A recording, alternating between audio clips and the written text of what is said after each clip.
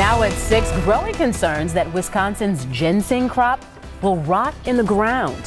This ongoing trade war with China could bring an end to Wisconsin's reign as America's top ginseng producer. As Sean Gallagher explains, farmers are nervous about the future of their crop. The ginseng crop here in Wausau is nearly ready for harvest, but they never would have guessed 4 to 5 years ago when they planted it that tariffs would have been a problem. But now it's at the root of the issue for Wisconsin. This is ready for seed picking and harvest. Will Sue runs one of the biggest ginseng farms in the state, an important job as 95% of American ginseng is grown here. But the trade war between the U.S. and China is putting all of that at stake. When you dig the crop, that's when you get paid for it.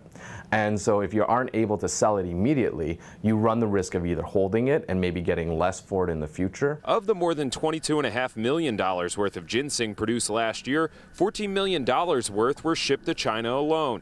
But now retaliatory tariffs have nearly tripled, putting a strain on business. You look out here, what do you see?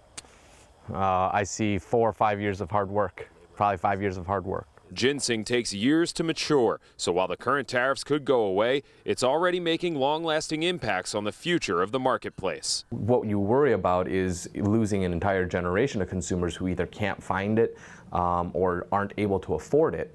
And then all of a sudden, the industry here in Wisconsin isn't meaningful. There's definitely damage being done right now. Hopefully, most of it's not permanent. Hopefully, it's short-term pain for long-term gain. Even though the ginseng market is relatively small, Senator Ron Johnson says it could have far-reaching impacts on the whole state. So you have less trade, you have less exports, you have less jobs, you have higher prices.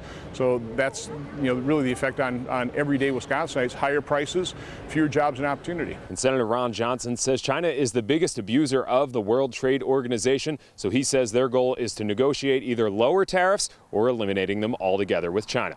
In Wausau, Sean Gallagher, today's TMJ4.